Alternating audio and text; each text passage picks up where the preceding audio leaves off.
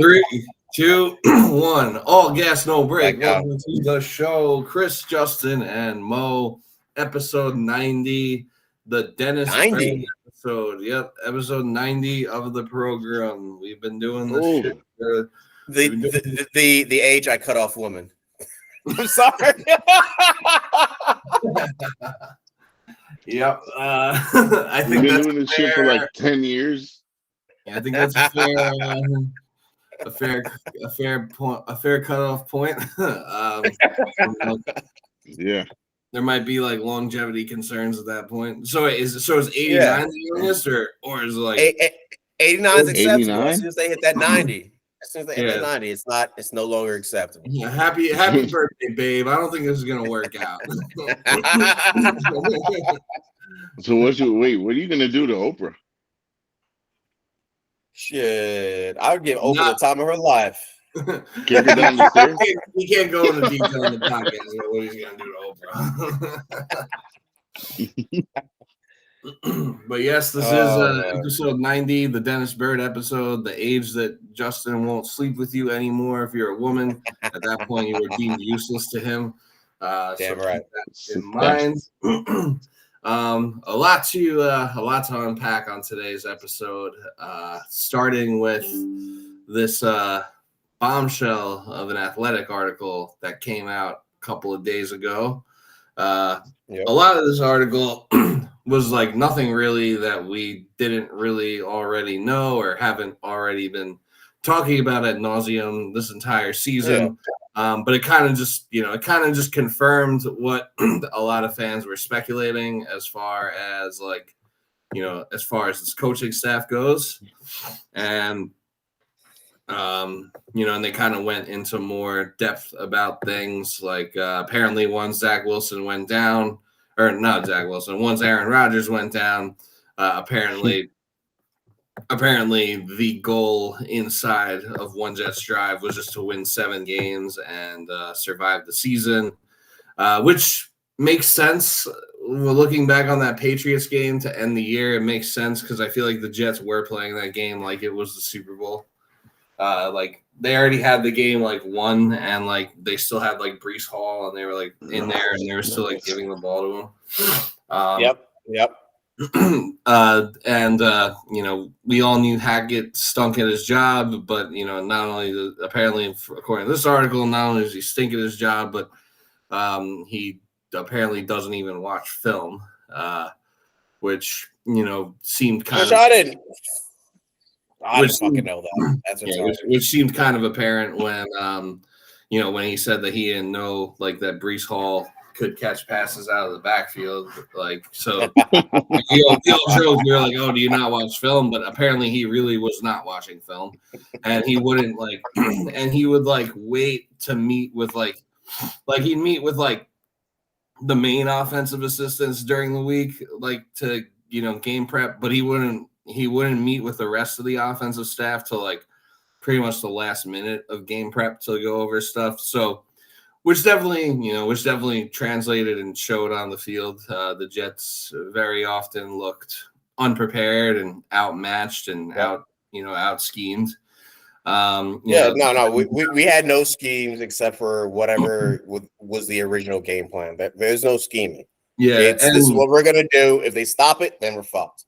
Yeah, and Hackett built the offense with Rodgers for Rodgers, and once Rodgers went down, they never made any changes to try and make it more quarterback friendly for Zach Wilson.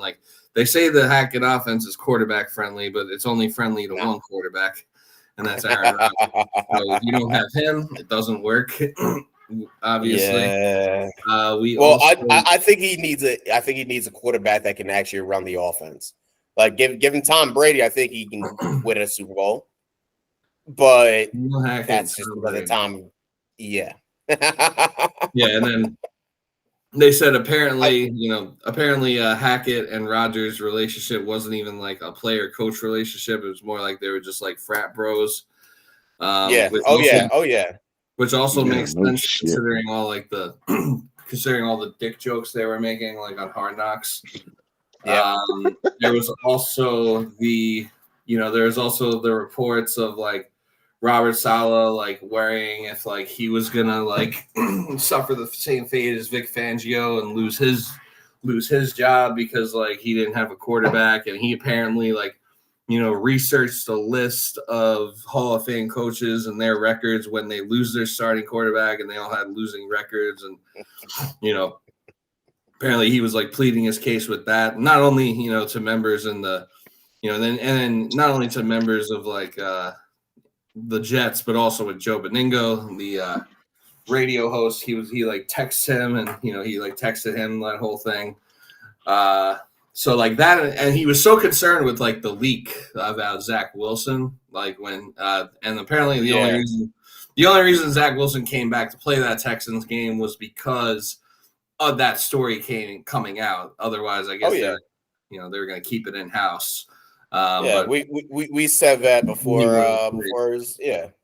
Yeah. So that was the only reason Zach Wilson played, and apparently Robert Saleh was like so pissed about he was so pissed about the leak and so like concerned with like who leaked the story that he had like his coaches in a room or whatever, and he was like all right, whoever leaked this, please stand up now. If you tell me now, you won't get in trouble.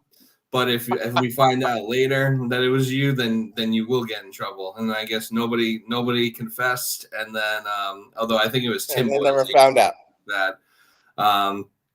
So they never found out. But then he was like threatening. He was allegedly threatening to go through coaches' cell phones to like check their messages and see who was texting Zach Rosenblatt and Diana Rossini to get that story out. That's wild. So just a huge mess. And so this article came out on Wednesday, January 31st. It's now Friday, February 2nd, as we are recording this. But yeah, it came out on Wednesday, January 1st and 31st, and which is also the same day as Robert Saleh's birthday. Now, the Jets on Twitter and Instagram and their social medias, every year since 2012, the Jets always post a happy birthday tweet for their head coach. Every year since 2012, they posted one. And they post like happy birthday tweets for all their players, like even their shitty ones. Like I remember like they posted a happy birthday Alan Lazard thing last year. When he was like getting healthy scratched from games and like kicking around soccer balls and shit. And I commented, and I was like, cool, cut him today. But yeah, so they didn't post a happy birthday Robert Saleh thing, and they were posting other stuff that day. Like this was not some kind of accident. Like, oh shit, sorry, we forgot it was your birthday. And they were active. They were active that day. It's February, and it's February 2nd now. So like the window for like a happy belated birthday post is even like kind of out the window at this point. So that has led to some speculation that something could be up here, and that maybe Robert Saleh might be getting, that he might be getting fired, or there might be some sort of mutual parting of ways. I mean, it seems pretty clear they're probably Mike Vrabel. Yeah. It seems pretty. I mean, we already have like all the Titans assistants, so it'll be like an exactly. Corey Davis might come back. Who knows? Look, I don't want to get rid of Saleh. I don't. Because I think he runs our defense phenomenally, and our defense loves him. I don't want to get rid of that. I do not want to get rid of that. If you get rid of Saleh and you keep Ulbrich, then I think that the defense can stay relatively the same. You think so? Yeah. I do. I don't. Well, maybe. I feel like Saleh's better defensive mind. Maybe I'm wrong, but I would like to keep him, get rid of Hackett, get an actual offensive coordinator that can just run the entire offense, and Saleh's really there for the defense. Who's a better head coach, Saleh or Vrabel? Vrabel. Okay. I'll give Vrabel that 100%. And I mean, 100%, but and I mean, if this is like the all-in year for Aaron Rodgers, like it seems like 2024 seems like the only year where it's like they're like 2024 seems like the only year where like it seems like it's 2024 bust. Like 2025 like is not even on the radar. It's kind of 2025 is like, all right, we're fucked. We don't make the playoffs. Yeah, like it's if Rodgers, everything's gone. If we don't make the playoffs, like if we don't make the playoffs and like at least win a game in 2024, like win a game in the playoffs, then like we're probably fucked. Everyone's gonna get fired and the whole thing's probably gonna be over. But that's where I see we need our elite defense, so we shouldn't change anything that factors into the defense. And if Aaron can have one good healthy season, he's going to be running the offense. Fuck Hackett, he's going to be running that offense. I'm not even worried about Hackett, which is what he did in Green Bay. When exactly. But you see how bad it is when Rodgers when he doesn't have not there. You saw it. You saw it in Denver, and we saw it. We saw it this year. Apparently, in that Cowboys game, the second game of the year, when they were putting Dwayne Brown out on an island against Michael Parsons, and Michael Parsons was just like dog walking the Jets. And who's this old ass nigga you're putting in front of me? Come on. And Hackett was, and I guess people were like, other members of the staff were like, hey, maybe we should like make an adjustment here. Like, clearly this isn't working. And Hackett was just like, no, I don't think I will. Hackett was probably like, learn any lessons from like their past failures. He probably didn't know who the fuck Micah Parsons was. Apparently not. I mean, it wouldn't surprise me considering he doesn't watch film. Yeah, it's fucking like I didn't know he didn't watch film. That's really the dumbest shit ever. You should be watching all 22 for as many teams as you fucking can.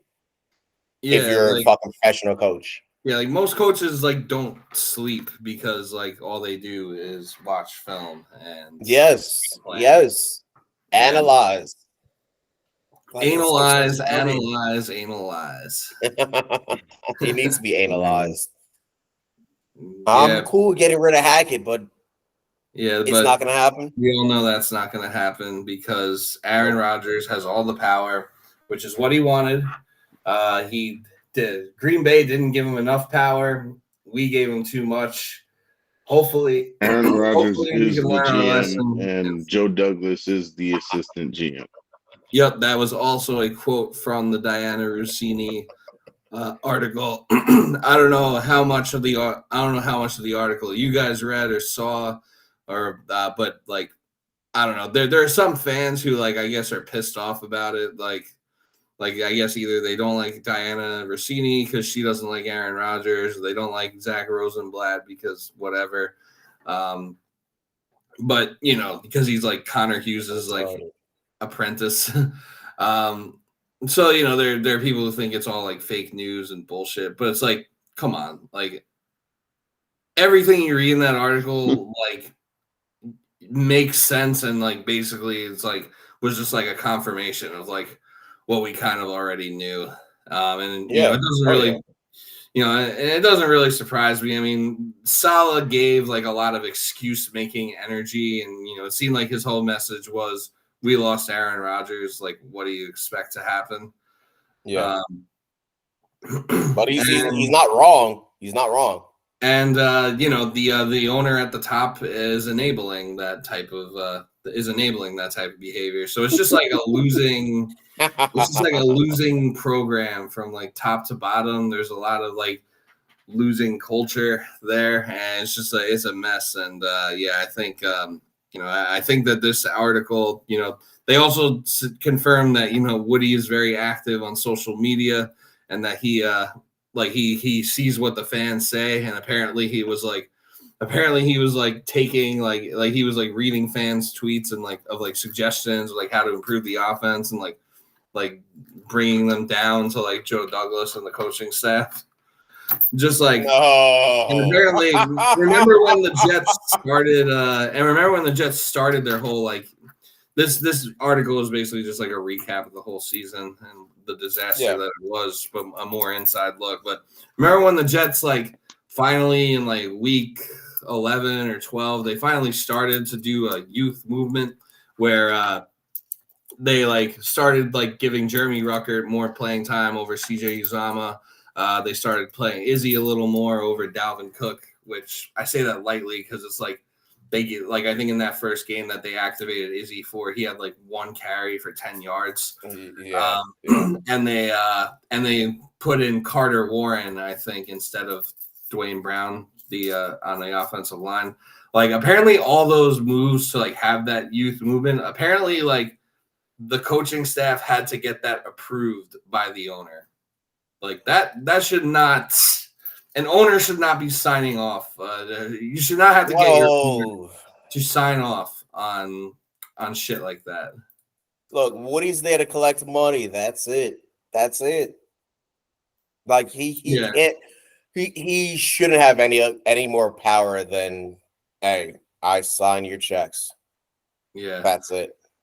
The one thing, the only thing I would say in defense of the people who thought that this was like some like made up bullshit, which I don't think it is. Like, and they didn't just pull that story out of their ass. Like, I don't know much about Zach Rosenblatt and Diana Rossini, but I don't think that they were just like, hey, let's just ruin Robert Saleh's birthday and make up a bunch of shit. Like, I don't think that's what they were doing. Like, they were, and they were down in Mobile for the Senior Bowl that day. They probably had like other stuff they needed to do too. So like, they didn't just do that because they didn't just like do that and make that up because they were bored. But the one thing I would say, like, in defense of people who might think it's fake is like, it's pretty interesting that you have this story of like 30 anonymous sources from like inside the Jets organization providing this intel, providing like this tea or what have you. And, but like, yet the Jets beat like never breaks any news as far as like free agents or like trade rumors or anything like that. Like, it seems like we always they're not allowed to. Yeah, we always find that out from like the national media, and then like the beat writers just kind of retweet it and rehash it. Yep. The only time like that I can really remember in recent memory where like the Jets beat actually like got like a scoop or something was like when DJ Bieniemy and like broke the news that JFM was getting extended a few years ago. Ever since then, I don't think they've done a whole lot. But what do you guys think? Do you guys think this article is true? Do you think it's over? Do you think maybe it's a little exaggerated, or you think it's a bunch of bullshit? Mo, you're muted. The last fucking 10 years is the same shit.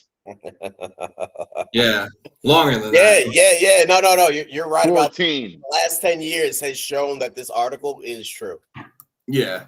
True. Yeah, this article is just like it's just so Jets. Like, I don't care how, I don't care what shitty team you root for, how poorly run of an organization they are historically or currently.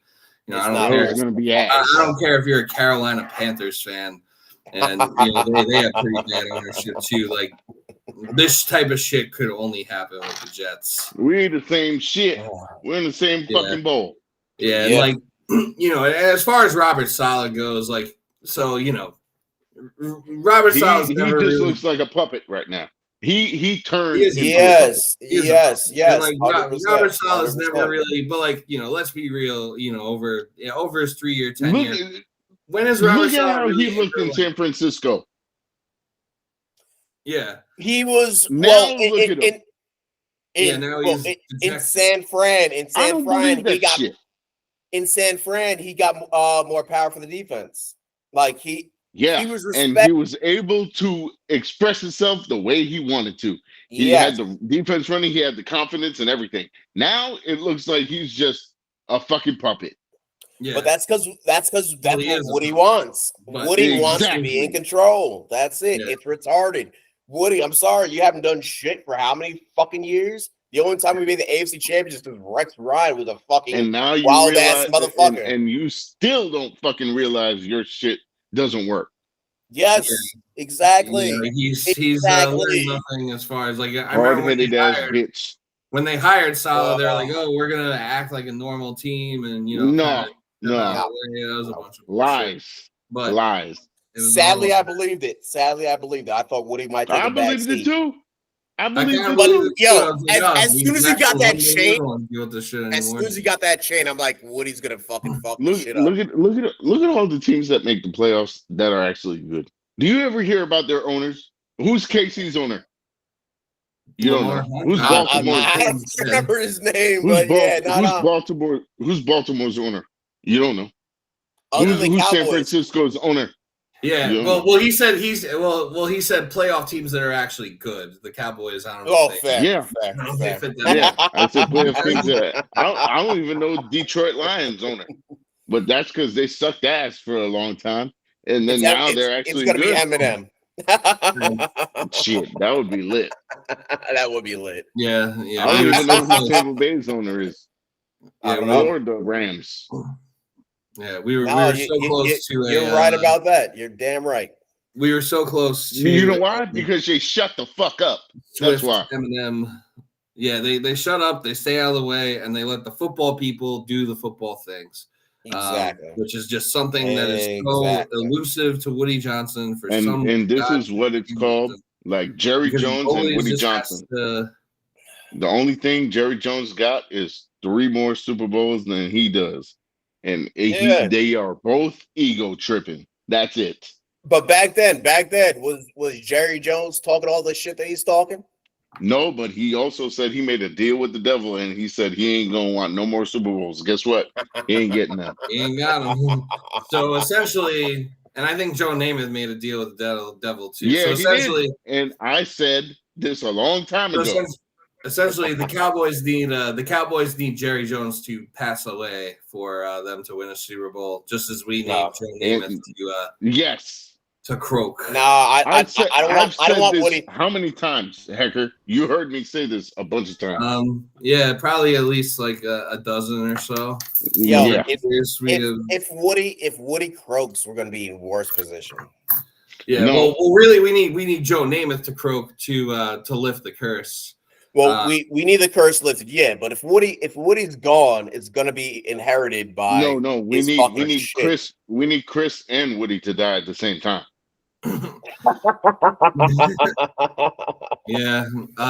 Maybe the fingers crossed, I guess. I don't know. I don't want to wish death upon people, but it definitely seems everybody dies. Everybody dies. Yeah. I think Woody's the only one that might have some sense. Eventually. How? I don't know. Maybe he can check his ego. I'm sorry. I don't think Chris is gonna fucking ever check his ego. Nah. When he took over, he's just like, I'm the man. And Woody will put Chris right back in charge if Donald Trump wins the election. But see, if Chris is in charge, I think Saleh would be more in charge, just like Adam Gase was. Oh yeah, Adam Gase. That I wouldn't mind. Got fired and got Joe Douglas hired. Also, in this hit piece that The Athletic put out, really Joe Douglas didn't get touched at all. Which I found interesting. They use his lieutenant as a scapegoat. I don't even know how much Rex. Which I thought was the stupidest shit ever.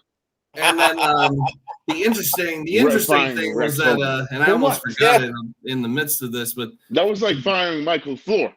Yeah, the interesting thing was that Rex Hogan got fired like right after this article came out. And then all the beat reporters were tweeting, "Oh, he is very well respected and has a great reputation, and he will certainly get looks around the league." It's like, no, you're just sad you lost your source because Joe Douglas ain't telling you shit. Rex Hogan was probably the one who was actually providing information to these people. That's the only reason. You know what? I think Rex Hogan was actually a valuable piece to actually drafting players. How so? I think they just they're just getting rid of people for no reason.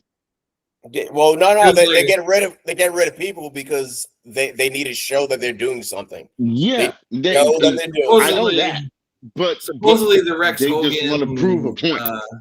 Supposedly, I guess Rex Hogan is the sacrificial sacrificial scapegoat for this season because every season has to have a scapegoat. Last year it was LaFleur. Now I guess it's Rex Hogan. Eventually we're gonna get to the root of the problem, guys. We'll figure it out. No, we already figured it out. My original point I was making before we kind of went off on this tangent, though, was like, as far as Robert Saleh goes, like, there's really never been a time in his, in the 3 years that he's been coaching us, there's really never been a time where he really out-coached or out-schemed another coach. Like, most of the times that we won, it was kind of just like we caught like lightning in a bottle or something. It was kind of like most of the games we won were kind of by accident, I wouldn't. I wouldn't. I'm not gonna say never. There may have been some times. Like, I'd say he outcoached. I think he outcoached Sean McDermott in the first game of this season. I think that game was like probably the best coached game he's had in his career.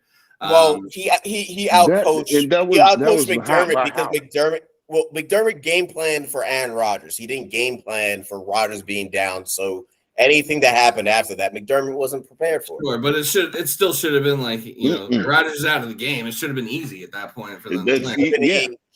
And they've played against Zach Wilson. The next time we played them, when they were preparing for the team that's currently constructed, they beat us 30-6. So but that's the preparation. I feel like the strategy that goes into the game plan is being a little overlooked, because you can't just change the strategy after you have your players memorize all the plays and this is what they got to do. You have to call those plays. You can't just start saying, make up a play now and this is what you're going to do. No. They spent the time to memorize these plays. That's the game plan. That's what you have to go with. You're just going to switch up the scheme of how you're doing the plays. The only game I thought that Robert Saleh outcoached somebody was the Eagles game. Yeah. The Eagles game, I'll give him that. I'll give him that. I'll give him the Packers game last year. I'd say he outcoached Matt LaFleur in that game.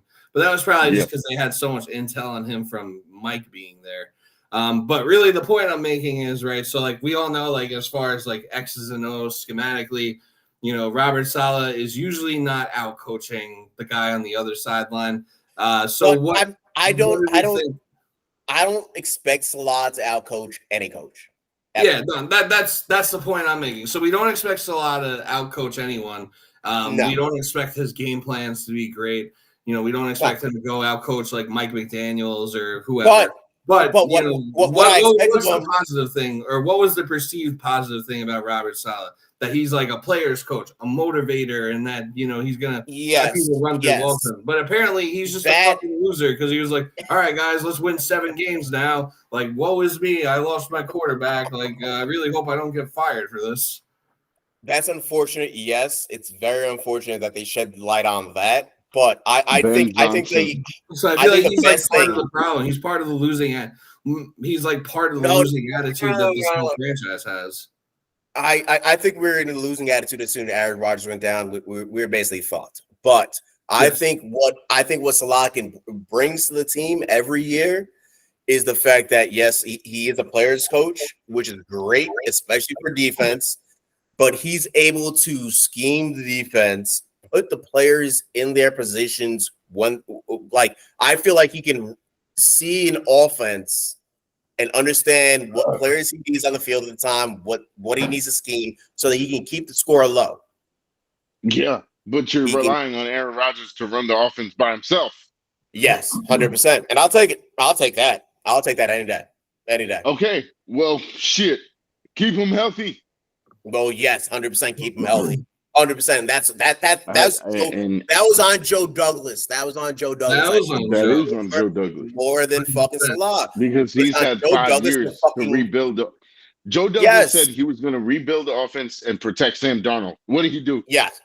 Yeah, he hasn't. Yeah, he still can't. Yeah, and like it's such a contrast from like when Saleh and Douglas. Well, when Saleh first got there, because Douglas had already been there for a year or two, however you want to like count his tenure. Either way, I say a year and a half, because I'm not so he'd already been there for a year and a half at that point. But remember when they drafted Zach Wilson and it was more lies. They were like, Joe Douglas told Sam Darnold's parents, "I'm going to protect your son, make sure that we beef up this offensive line so he doesn't get killed. Then it was like, oh, whoops, my bad. Maybe your son just sucks, and we have to reset the clock at quarterback because we got the second pick in the draft, so we're gonna take. And now Sam Darnold's in the Super Bowl. Oh, yep, shit. Now Sam Darnold is in the Super Bowl. Yes. He got an A on the group project, didn't really do anything, but good for him. Yeah, that's Brock Purdy. Purdy. But nonetheless, that's Brock Purdy too. My second favorite. Well, Brock Purdy did all the work. You like Brock Purdy didn't do shit. But Purdy, yo, man, don't knock Purdy. Don't knock Purdy. I'm not trying to knock Purdy, but he really didn't do that much. He made plays, but he was the kid who got the A on the project without doing shit. No, his scrambles were fucking key for their win. Well, off the helmet. He was scrambling. I wish I could put. I wish I could put the cartoon Roadrunner when he started scrambling. And you know what, though? Not for nothing. I know that obviously, like, Brock Purdy's not, like, the main reason that the 49ers are where they are right now. No, they're not. Not for nothing, but they were down 24-7. And he can run. You need your quarterback. He is athletic. He is athletic. I'll give him that. He's not. Well, he's not a typical scrambler. He's more like who would I compare? He's like, okay, he's Jimmy G, but he can move. Anyway, and he has better ball placement than Jimmy G. Like if you watch when he throws, he's releasing the ball before anyone turns around. Like it's beautiful. I'm not saying he's bad, but it's the last system. 2 games. You tell me Green Bay shouldn't have beat him. Green Bay should have won. Yes. And that would have been horrible if we had been terrible. Would have been terrible. So that's one. And they got away. Why? Because of the offensive weapons. It wasn't because of Brock Purdy. No, Purdy helped. Look, Purdy helped get him down there. You can't. Yeah, no shit. Because it's so easy on that offense to manage. Anyway, my original point was not to look at it's that easy. 49ers, all right? No, I'm sorry. I'm not hating on the 49ers at all. No. I understand. But look, if it's that easy, Jimmy G would have done it. Yeah, but Jimmy G always gets hurt. Well, Jimmy G would have made a good throw, then they would have beat the Chiefs in the Super Bowl. But that's a different story. Yeah, but he can't do that. One throw. Purdy can. That's one throw. My original Purdy can make that throw. My original point was, Joe Douglas was brought here to fix the O-line for Sam Darnold. And he hasn't. He hasn't done that yet. They got Zach Wilson, and then when they drafted Zach Wilson, remember Robert Saleh was like, "This organization's gonna lift you up, not the other way around." Remember that. And then just another bold-faced lie. And so we went from that to apparently Robert Saleh said in the building he had said, "Oh, it'll be a miracle if we win 8 games this year with Zach." Honestly,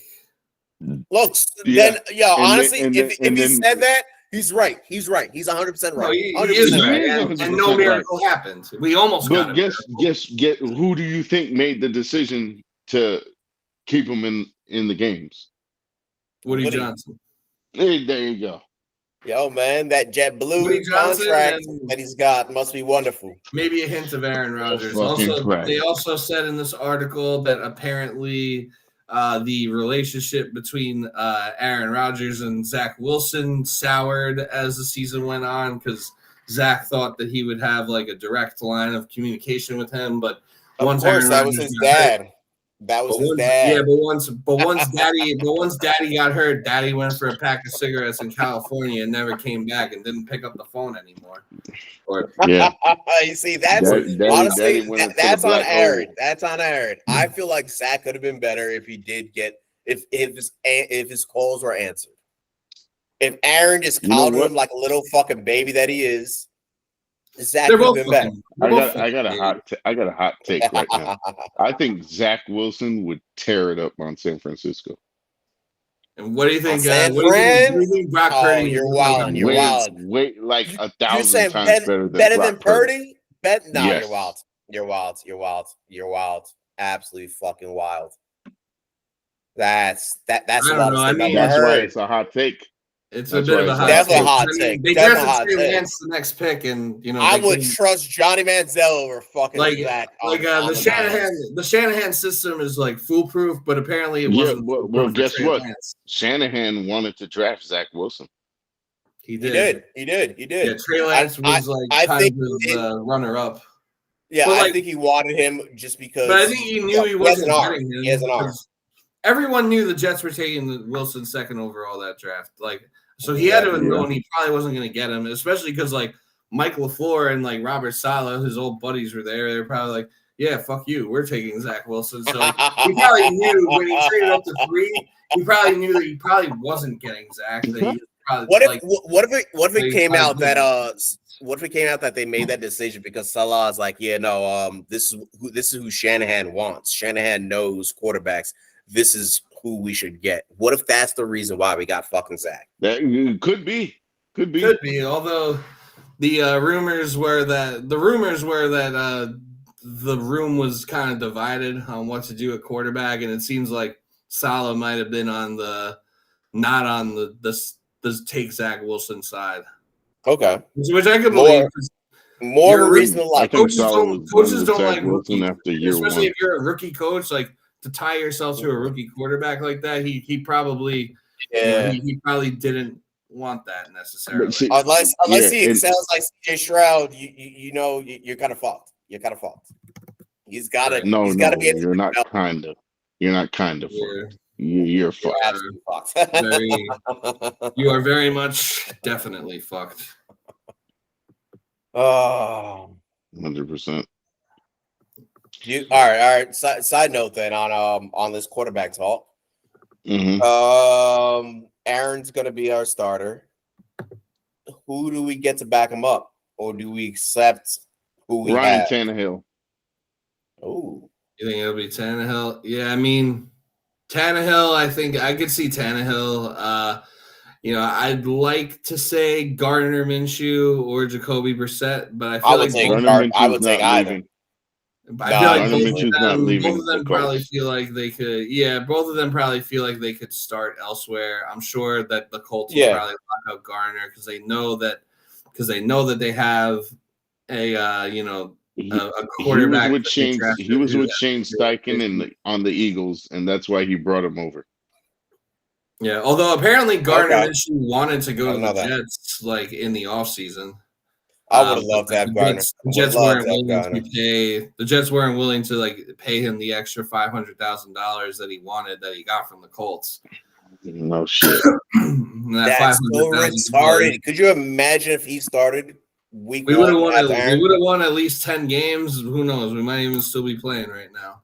Jesus. We probably won't beat the Chiefs, but we might have made it to the AFC Championship game or at least the division round with Gardner Minshew on our team. Honestly, I feel like the Chiefs are fucking somewhat unbeatable in the AFC. If they get to the playoffs, man, it's just stupid how good Mahomes is. The Chiefs are inevitable, and it is. I think he's better than Tom Brady. Another hot take. Bet against Patrick Mahomes. Oh no, that's not a hot take at all. I agree. Athletically and the shit he can do. He can do everything. He can do everything Tom Brady can do. But he can extend the play. He can extend the play to create more chances than Brady ever could. Because Brady was always a pocket passer. If he's out of the pocket, nothing's happening. And you know how people say about all this, all the NFL fixed and all that shit. I think they want Mahomes to beat him. I really don't want to see the Chiefs win. They wanted the Chiefs in the Super Bowl. They wanted Taylor Swift there. They're probably going to have Taylor Swift play the halftime show next year, and the Chiefs will probably be in that Super Bowl too. No, I'm tired of this fucking Chiefs goddamn bullshit. You know what's crazy? Everyone loved the Chiefs 2 years ago, and now everyone hates the Chiefs. I have a hot take. Oh, no. Well, I still don't hate the Chiefs, and maybe it's because I was thinking about this the other night. So I kind of have more, and I don't know. I think the people who get like all upset about like Taylor Swift coverage are like, I don't know, probably insecure about themselves in some type I of don't way. give a fuck anymore. To be honest with you. Yeah, seriously. After the first game, stop. Like all these heterosexual men are like, oh, the NFL is like forgetting about their core fans, us straight dudes. But like, why are you as a straight dude getting upset like that they're like putting some like hot chick on the TV? They always flash the camera to random fans anyway. Like, I don't know. Honestly, if anything, I'm enjoying the fact that I'm pretty sure Taylor Swift knew nothing about football before Kelsey was like shout her out. Yeah, she was. I'm pretty sure she knew. Well, they were already dating before he allegedly like shouted her out or had like before she started coming to games. Like they were like already a thing. But I like that transformation where she's actually like learning about the fucking sport, figuring shit out. It's not just like, oh yeah, she's a stupid girlfriend. Like, oh yeah, I'm just there to watch my boyfriend. No. She's actually putting in the work, understanding what her boyfriend does. Right. That I respect. That I 100% respect. Yeah, so don't diminish it. And I mean, aside from that, yeah, like everyone hates the Chiefs now, and I mean, I get it that it is kind of annoying that they do get all the calls from the refs, but honestly, this season they weren't getting the calls. This game against the goddamn Ravens, they were. They were getting the calls in a lot of games. They got a call. No, whoa! I was all right against us. Yeah, no, 100% they did. Did you not see DJ Reed run right by Pat Mahomes, not hit him? That was the most insane one ever. That was wild. He hit the other. Yeah, no, 100%. I agree. He threw an interception, and they called it back. Yeah. Look, I honestly thought they got holding a lot less calls during the regular season. I felt like they got a lot less calls, but my hate for the Chiefs is solely because I love fucking Lamar Jackson, and I really thought this was going to be a Super Bowl. He's going to get to the fucking Super Bowl and beat the fucking Niners. Let's be real. I'm not a fan of the Niners system. Well, let's be real. Lamar played like shit against the Chiefs. Yes, he did. Yes, he did. I think it seemed like he was letting the running back comments get to his head too much. Yes, because he was passing up opportunities to run. He just ran for 100 fucking yards. Why are you not running the my god, that game pissed me the fuck off. It really did. Yeah, I think the Ravens should in his head. But like for me, I don't know. I have trouble hating the Chiefs, and maybe it's just because like we suffered through the last 20 years of like the Patriots dynasty and like hating them with a passion. That's like I don't really have it in me to like hate on the new dynasty. Like now that it's like not like a rival team that's like the dynasty, I like kind of have an appreciation for the greatness because like I couldn't really appreciate like the greatness of Tom Brady because like it just fucking pissed me off so much. Yes, I agree. But we at least got to appreciate it when he went to Tampa. We got to enjoy that. Yeah, no, I did appreciate what he did with Tampa too, I can understand the hate for not hating the next dynasty. 100% understand that. I'm just. I might get that. I'm hating them because I want Lamar to be in the goddamn Super Bowl. He's gonna win the MVP. They should have got there, and it's 100% on Lamar that they lost. I don't think he's gonna win the MVP. I think he will. I think he will. I don't think so. Who do you think wins? Definitely gonna win. I think that they're gonna look back on this just because he choked, but usually it's a regular season. Award, though. It should be regular season, but the voters certainly look at the postseason. I'll give you that. I think it'll be Christian McCaffrey. I guess maybe McCaffrey deserves one. It's gonna be Lamar. He should have had one on the fucking Panthers. Because honestly, if there's someone that was ever the most valuable goddamn player on their team, it was McCaffrey on the Panthers. And down, Christian McCaffrey this year. Well, are you kidding me? This year he's putting up like 200 goddamn yards a game. Shit. It's fucking absurd. I don't know how McCaffrey is so fucking elite. I honestly don't understand. You know what's crazy? The best running back in the NFL is a white dude. It's white dude, yo, man. Honestly, yes. He's like the only white one.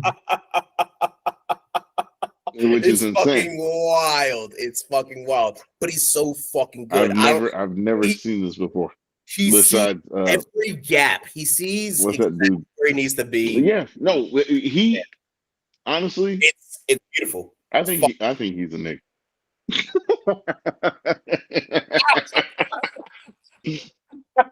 He's like who's the fucking Dolphins coach?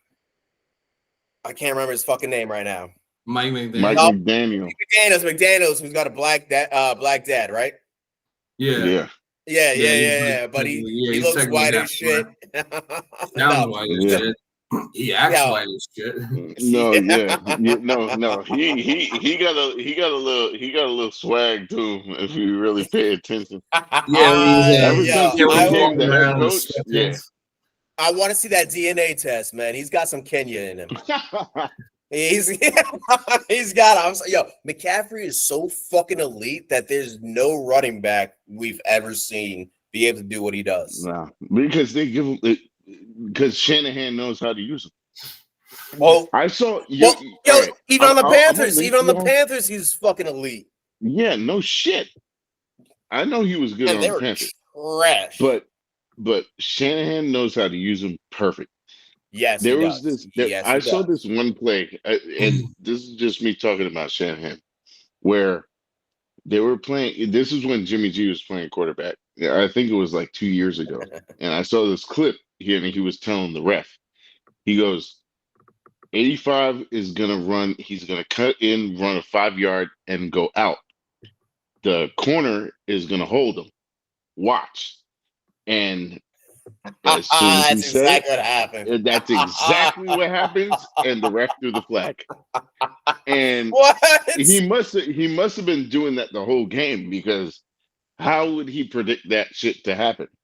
Like he must have been doing it a bunch of times. And I think this was the NFC Championship 2 years ago.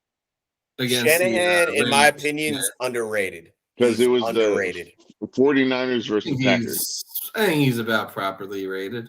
No. Because I don't look. Everyone's like, "Oh yeah, it's a system. It's a Shanahan system. This, that." You say he's overrated? No, underrated. Underrated. Yeah. I think he's properly rated. He's a very good coach, and I think he gets under. I think he's underrated. Yeah, and he has a chance because he's using quarterbacks that can. If the Jets had these quarterbacks, any of these quarterbacks, we would have won a single game. Exactly.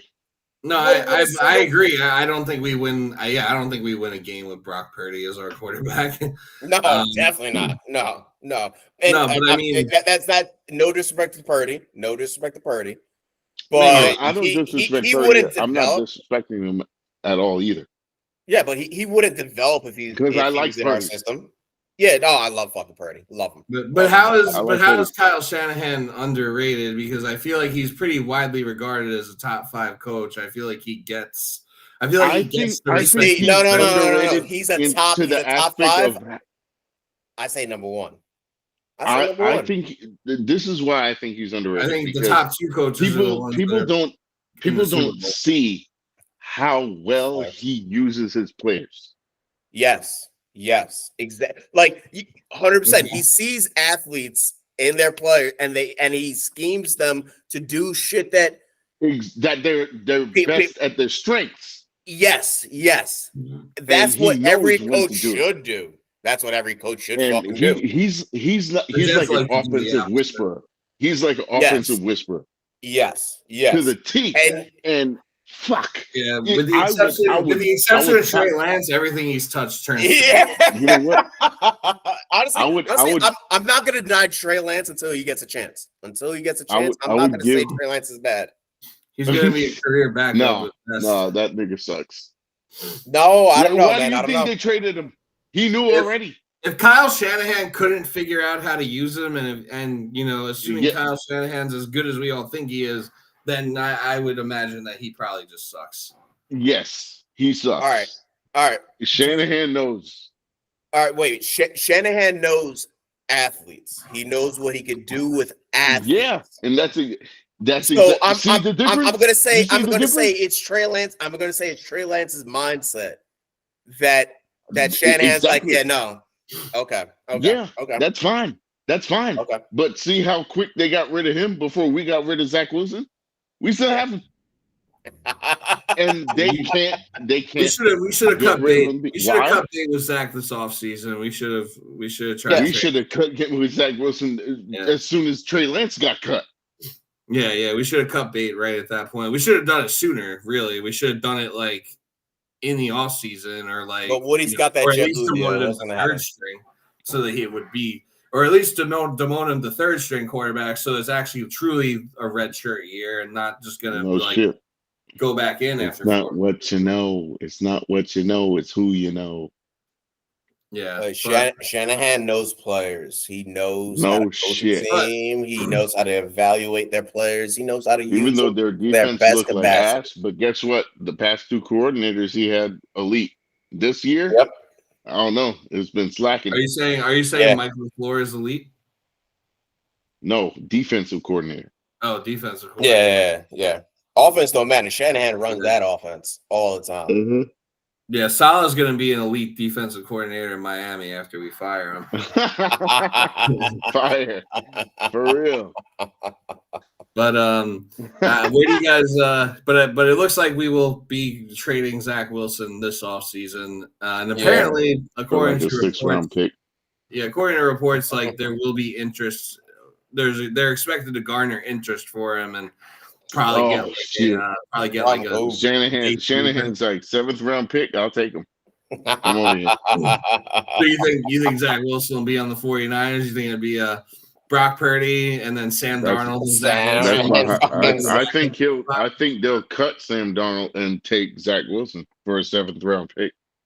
I would like to see them. I would like to see them compete for the starting job in San Francisco and cut whoever is worse.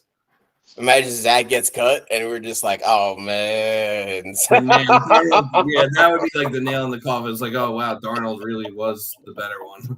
Yeah. Shit. Yeah.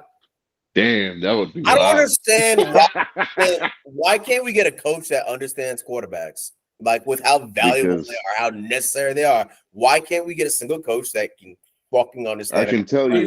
We had Adam Gase, the quarterback whisperer. I'll tell you exactly why. Bug-eyed nigga.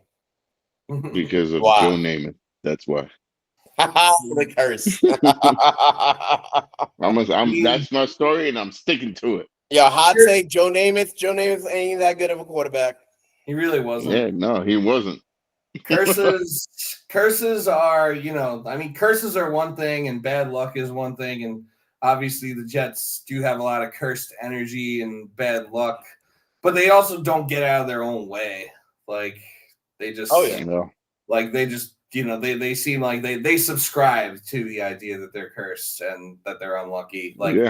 It's not the fact that, that they don't know how to draft or evaluate talent or coach or do anything properly, and that they have like an 80-year-old owner who wears chains who wants to be involved in like making decisions. You see, I liked the aspect of the chain, but as soon as he fucking brought that chain out, I'm like, Woody wants to fucking control all of this. That's why he's doing it. He wasn't doing it to fucking hype the team up, which is what he should have done it for. No. He did it so that he could get some respect against the new team, against the younger players, with the younger players, and actually still control the fucking team. And so that all the fans would be like, "Oh wow, look how cool he is!" And he's taking pictures with Sexy Red on opening night with his chain. Like you think he's laying the pipe like.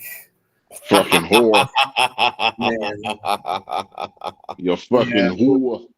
Word to Christopher Mosasanti, you fucking whore. I just All right. Well, how What are do we y'all gonna fix this offensive line? Let's get into Yeah, it. yeah. I let's was gonna get say, into it. what do y'all think we need to do to protect Aaron? Protect him. What did I just say? Yeah, no, 100%. 100%. My bad. Same fucking thought. Same fucking thought. We both asked the same question. So yeah, so let's get into that. So obviously, it's going to be a big priority and a big focus in the off season is fixing the O line. I imagine they will probably sign someone in free agency. Who's available? Who's available? Two people. You think should be two. You think they sign two? I got they the sign people two, that's draft available. one? I think sign two, draft one. Okay. What I will do is let me pull up this. I put up some projections. Yeah, let me pull up the projections. But I sent it to Hecker. Are these draft projections or off season in general? Both. It's both. It is okay. Both. All right. I don't know. I don't know who's fucking available right now. Well, you're about to see. Yeah, bear with me. Share the screen. All right. Yeah. Sharing the screen.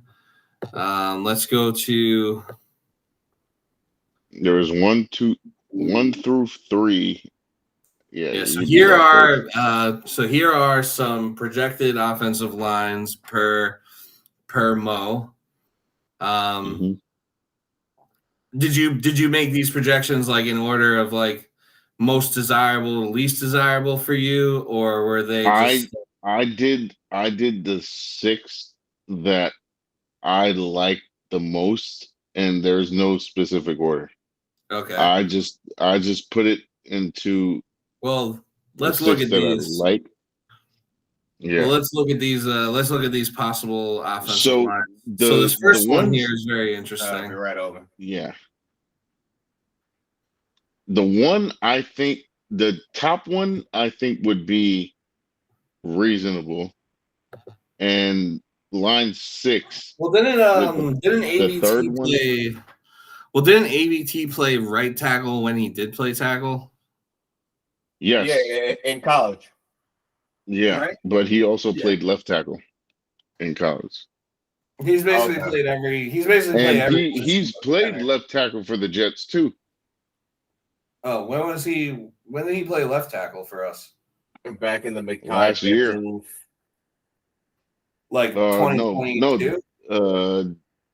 I was gonna say when we thought that Mekhi and him were gonna be fucking elite. Yeah. Well, he did play left tackle. He played left tackle for maybe 1 or 2 games. Okay. Yeah. So that would be interesting. I feel like AVT moving to tackle might be like more inevitable than people think. Tell us about Talisa Fuagua though, because I feel like I kind of feel like that's who the Jets are going to end up drafting at 10. Yeah, I think that's who Joe Douglas is eyeing right now. That's who Joe Douglas has got his eye on right now. And this dude, he's just powerful, and he'll basically shut down. If he gets his hands on you first, you're dropping to the floor. Okay. And his senior, like throughout this whole Senior Bowl thing, he's been dominating. And it wasn't just a gimmick before the Senior Bowl started. Like this guy, it's a big ass Samoan dude. He's 6'6", like 330 pounds. He's legit. Samoan niggas can play football. Mm-hmm. That's a fact. I don't know why your last one has Connor McGovern there, but we can talk about that later. I don't. I don't like the idea of. I get that you're trying to optimize. You're trying to optimize the line and have the best. It was actually that one shouldn't have been in there. I was just. But I don't like the idea of moving Pittman to guard because he was like, hey man, in worst case scenario, we got these. Pittman might be an All-Pro center. Like, give it time. I would take. I think he'll be an All-Pro center this year. this year. But I mean, look, I have him at 4 sequences where he's center. Yeah. Well, let me ask you. No, I know, but like for this last one, so let me ask you as far as this, so we have, most of these, have us like the other 4 of these, right? They have us either drafting Joe Alt or Talise Fuaga in the, in the first round. So with this with this last hypothetical O-line here, who do you think the Jets would draft at 10 if they were to go with that? Like, do you think they draft like Brock Bowers or something? And I think the Brock Bowers conversation, is a conversation worth having. That is who I anticipated us drafting, Brock Bowers. I would love to play for if he's Georgia's tight end. He's in Georgia. Like, supposedly he's like a generational prospect. Like really. And he also got injured. According to Connor Rogers, his floor is George Kittle. His floor. Wait, he's a tight end? Yeah. Mm-hmm. Yeah, he's supposed to be like really fucking good. And he's a fucking beast. So we need to take him the first round. He's supposed to be like if he gets to 10, everyone said like Kyle Pitts was like supposed to be this generational talent. All right, times 10. Yeah. No way. Yes. That's to me, that's like Kelsey. That's like Tony Gonzalez. Yeah. That's like it is fucking Antonio Gates. That's exactly who he's supposed to be. No, man. That's his but this is you don't understand. That's like a ceiling. Projection. Watch the film. This is not his projection. This is his prospect analysis. So what you're telling me right now is he's an elite blocker. Yes. He can catch the ball well. Yes. Good route runner. Yes. Okay. Yeah, no. What's the 40? What's the 40? Quick. 4 or 5? Well, we about to find out officially. No way. The combine is coming up. Next month, we're about to find out. He's running a 4 or 5. I don't know if we're taking him at 10. Shit. Actually, you know what? I don't even know what he runs. He can't run a 4 or 5. Hold on. Yeah. I'll take a fucking I'll take a 5. Because that's linebacker shit. Brock Bowers. And this motherfucker's from Napa Valley, wine country. Oh. Which is insane. And he went all the way to Georgia. That is insane. Okay, so his 40 time is 4.4. No fucking way. 4.48.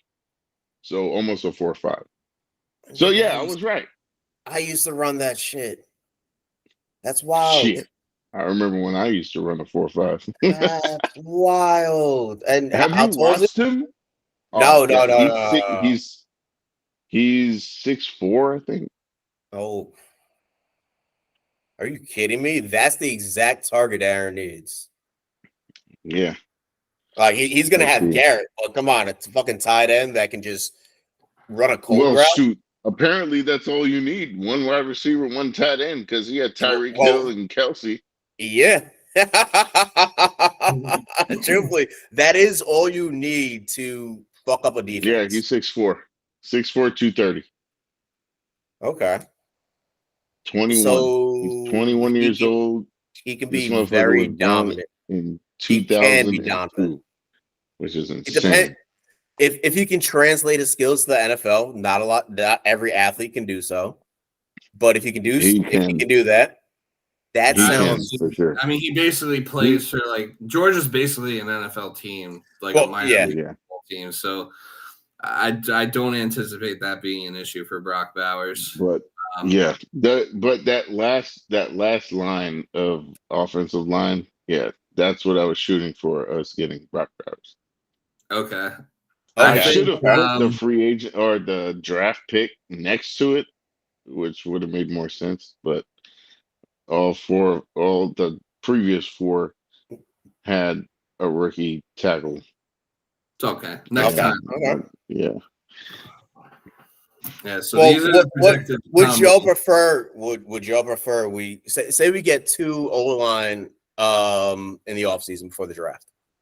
We pick up 2. I don't know who's available. We got to talk about that. But say we get 2. Do we go for the tight end? Or do we draft another? I think it depends. I mean, I think it depends how the board shakes out. Like I feel like if Joe Alt is like there, which I don't think he will be, but I feel like if Joe Alt is like there, it's like, you kind of have to take him because it's a possibility that he could be there because I think Chicago might take a quarterback. Yeah. Well, I saw something today. I think that like apparently Chicago might not want Caleb Williams. Mm-hmm. Because I saw like one of like their wide receiver or something was like tweeting like, "Oh, whoever doesn't draft Caleb Williams, like have fun getting fired." And he said he doesn't even want to get drafted by the Bears. Well, he can do an Eli thing. That's all. Yeah. I'm like, okay. Well, hot take. If he didn't want to get drafted by the Bears, he wouldn't have declared for the draft. He doesn't care. Yeah. Well, hot take. Hot take. I don't know if Caleb's going to translate to the NFL. I don't think so either. I don't really think so either. You know what? I'm on the same train as you. I've like that's the one person I've actually watched fucking footage of. Yeah. Just because he's so fucking talented. He played like ass this last season. Yo, that's what I'm saying, man. I don't know if he's gonna translate his potential. Anytime they played a good team, he played like shit. Yeah. We'll see. Look at Justin Herbert. Look at Justin Herbert. Justin Herbert has talent, and he can. And he's got talent around him. I'm scared of the Chargers now. Because they have Jim Harbaugh. Yeah, Harbaugh might fix that. Harbaugh might he actually might make that team everywhere he goes, good. He wins. Yeah. Yeah. And, we could have had Jim Harbaugh. We could have had, Ben Johnson went back to Detroit. As soon as I find out Mike Vrabel still Jim out Harbaugh there. Was available, I would have fired Saleh. Honestly, I don't care. Honestly, if we do fire Saleh, Pete Carroll is who I would want. I don't care how. I would take Pete. That would be wild. He knows defense well. He turns Geno Smith into a serviceable quarterback. That's 20 years. That's 30 years later. Well, yeah, he was the head coach for the Jets in '94 for 1 year. Yep. Yeah. You know who else was on the Jets in 1994? Belichick. LeVar Ball. He was on the practice squad. Wait, no, you're lying. No fucking way. Lying. Who? LeVar Ball. LeVar Ball was on the Jets. LeVar Ball was on the Jets practice squad in 1994. Look it up. No fucking way. That's wild. I did not know that. That is a nugget. Yeah. That is Edgar with a fucking random ass motherfucker. Justin, I hope you have trivia. Oh no, man, I don't. Yo, man, I'm working fucking goddamn 12, 14 hours. Yo, I'm sorry, man. You got one job. No, I got 2. Justin's like, I'll have trivia after April 15th. Yeah, basically, man. Shit. Yeah, I'll work on the Super Bowl trivia because I have an idea for that. Yeah. All right. So these are the potential line combos. I would say my favorite of these would probably be which line? Either 2 or 3 would probably be my favorite. I was going to say 2 or 4 because you have 4 would be good. 4 would be pretty good. I like 3 the most. Joe Alt, Graham, 3 the most. Tittman, AVT right tackle. Yeah, that's a real solid one. Because 1, we don't play Denver this year, so we can. We hopefully won't get injured. Whole mysterious injury shit with Denver playing at Denver. Yeah. He can hold his own at Denver, and Zeitler and Glasnow were on elite offensive lines. They both made the playoffs. Because Zeitler was on the Ravens and Glasnow was on Detroit.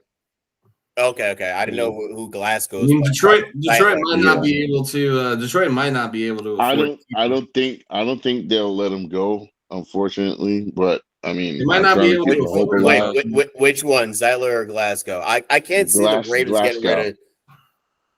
Why would the Ravens was on the Giants like 2 years ago?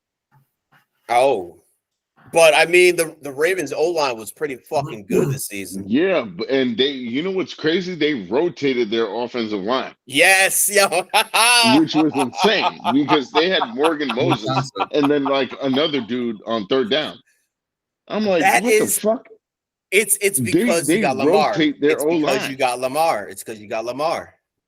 Mm-hmm. You can do that because he doesn't. And now he's gonna run now. But that nigga didn't fucking run. Oh my god, I hate it. You know what? That might be why they were able to read what plays they were gonna do. Oh, because of the rotation? Yes. Okay. Because Morgan Moses was on every play, but they would rotate internal O-linemen. Yeah. Based off of the plays that. Okay. Morgan I Moses. See that. You see, look, what's his fucking name? Ezra Cleveland. Hackett. No, Nate, fucking Nathaniel Hackett. If you're fucking listening, fucking watch all 22. That's where you learn this shit. Yeah, watch stupid piece of Good shit. luck. Fucking retard. My bad. I digress. Let's go back to the O-line. Tyron Smith and Michael Onwenu. Are they in the NFL or are those drafts? Tyron Smith is a Cowboys tackle. Michael Onwenu is Patriots. Yeah. Oh, Patriots aren't getting rid of. He's a right guard. He's a right guard. He's really good. I can't see the Patriots getting rid of any other line, especially with they're in trouble right now. Yeah, no, Belichick's gone. That's why you got to try to keep any good player. Oh, he'll go. It don't matter. It don't matter now. They're trying to clean house and just start fresh. I would love to see that. I would love to see that. Not yet. Well, they do. They hired the linebacker. Oh, who? Wait. They hired. They put someone. Yeah, the linebacker. Gerard Mayo. Yeah. Yeah, all the coaching jobs have been all the coaching. Wait, jobs. Gerard Mayo's the head coach of the Patriots? Yes, that happened like 2 weeks ago. Shit, I fucking missed that. Yeah, it happened like a couple of they did that like a couple of days. It didn't even take that long. They did that like a couple of days after they fired they did. I think that was the plan all along. I didn't know that. I didn't fucking know that. Good shit for Gerard. And now the Patriots might actually be a they might be like they're gonna be like more of a black team now. Like they might line. Yeah, man. They're gonna lose a lot of fans. They're gonna lose a lot of fans. Third possibility is definitely my favorite. The third's your favorite. Yeah, the third is my favorite, and that's like hoping Joe Alt falls to 10. For me, 3 is like number 1. But you want AVT as right tackle, 100%. I mean, what else are you gonna do? You gonna sign 3 offensive linemen in free agency, or are you gonna draft one that hopefully you think does good at right tackle? Yeah. Well, I think our best situation is if we can settle the O-line in the offseason before the draft, so we don't have to draft one in the first round. I feel like that's our best. So like if you could do that. So what we're gonna have to. I don't like that idea though. You know why? Because we're gonna have in order to solidify our offensive line before the draft, you're gonna have to sign 3 starting offensive linemen. And free agency is a bunch of overpaying for mid. So like you're gonna fuck up your cap, and then you're gonna have these guys for like a couple of years when you could draft a Joe Alt or Talish Fuaga or Fashanu and potentially have a tackle for 10 years. No JC Latham because he's just like Becton. Well, that's why I was asking like who the fuck is actually available in the offseason for the line, because I don't know. I think Mo has I sent it here. Oh yes, okay. Free agent tackles. Okay. Yeah, here are some free agent tackles. So Tyron Smith, Cowboys left tackle. He's available. Dominant. Definitely worth getting if we can. There. if we can. But he's also he's gonna take 10 mil. Prone. Well, we're all fucking injury prone. I mean, he's 33, 6'5", 320, 5-time All-Pro. He had 3 penalties. Like, you see it there. 3 penalties. Yeah, no, 100%. That's fucking.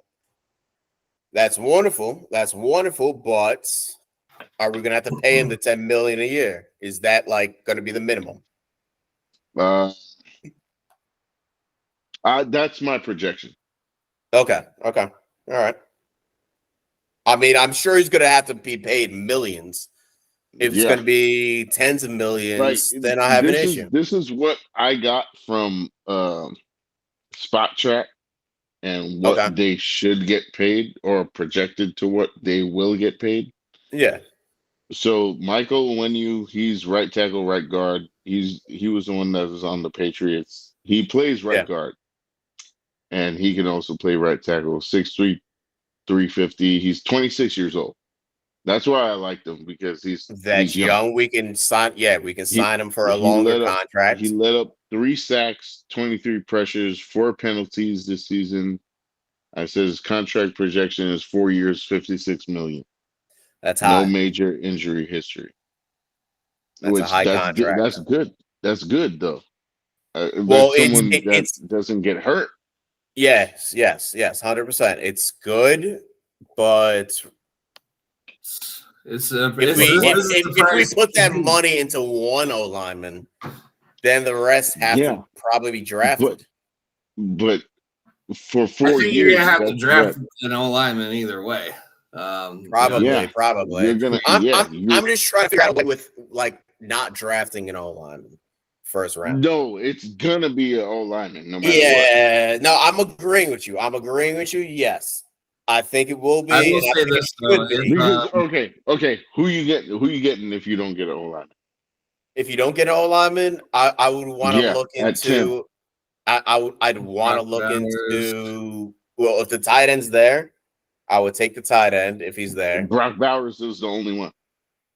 And I don't know the wider. I don't know the wide receiver. It's like you're either looking at like Malik Neighbors, maybe, or like Rome Odunze. Yeah. What positions? Wide receiver. Wide receiver. Okay. Yes. Neighbors plays for LSU. Odunze. And Rome Odunze is badass. Yeah, he might be better than Neighbors. I think he is. Look, I just personally, I would love a situation that we could be comfortable drafting a wide receiver or that tight end.